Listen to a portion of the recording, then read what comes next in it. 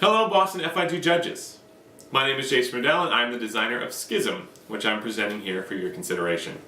Schism is a 20 to 30 minute, 2 to 4 player trick-taking game of argumentative abbots and bickering bishops where players compete to curry theological favor from a variety of different sects of churches.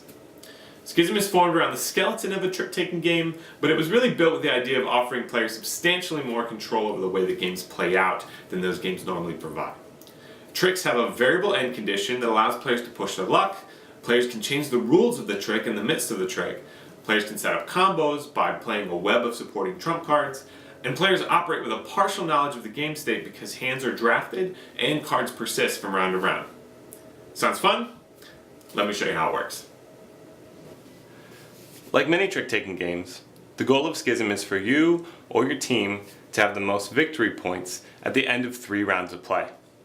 Victory points are earned by putting tenet cards, the odd ones are called beliefs, and the even ones are called heresies, into your cannon, which is a kind of game end scoring area. When you win an argument, that's what we call the tricks, by having the most value, this number in the top right, of all the tenets face up on the table when the argument ends, you gain every face-up card in the argument into your cannon. At the end of each round, you'll score the cards in your cannon, and your score will determine the winner. Okay, so for the most part, your turn is going to consist of you playing a card to the table, extending the argument as you see here. So far my opponent has played a 3, my teammate has played a 5, and my other opponent has played a 5. Now, as an argument builds, you'll start to find yourself restricted in what cards you can play, and manipulating these restrictions and really restricting your opponent is a key to victory in the game.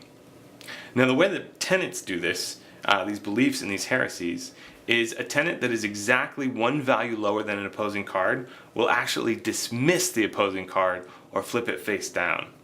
So basically I've said something in the argument that disproves what my opponent is saying, and so they have to flip their value face down and it no longer contributes its value to the argument. So this 2 will remove this 3, and now my team is winning the argument 7 to 5. Now the additional thing that this does is it doesn't only dismiss cards with that value when they enter play, but while it's face up in play, no other card with a value of 1 or greater than this card can enter play for my opponents either. So that means that while I have this 2 in play, no opposing player can put down a 3. Now there's another layer to the restrictions as well in the form of trump.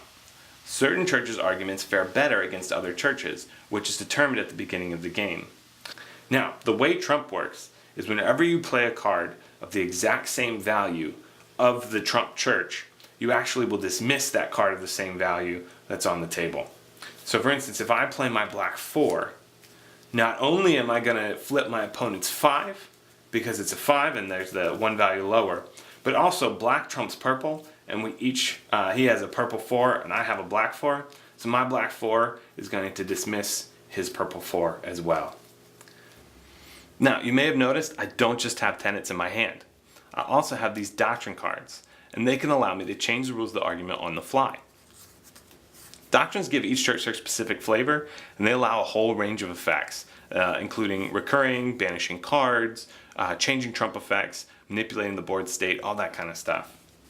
So in this case, when I don't have a 3 where I could cancel my opponents easily, what I can do here is I can play this doctrine, Fanatical Devotion. And what it's going to do is reduce the value of each of my opponent's cards by 2 for the sake of the argument. So we were losing 8 to 6 before I played this card, but now we're winning 6 to 4 because this has reduced each of these values by 2. Now this tug of war for power over an argument only ends when one of the players, instead of playing a card on their turn, decides to end the argument, which is going to cost them 1 victory point to do so. This makes every turn engaging.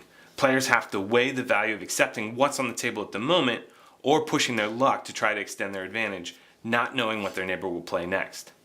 Now an argument cannot be ended until at least 4 cards have been played, and it can't end on the turn that after a player plays a doctrine. Thank you for considering Schism for Boston FIG, and I really hope you enjoyed playing it as much as I do.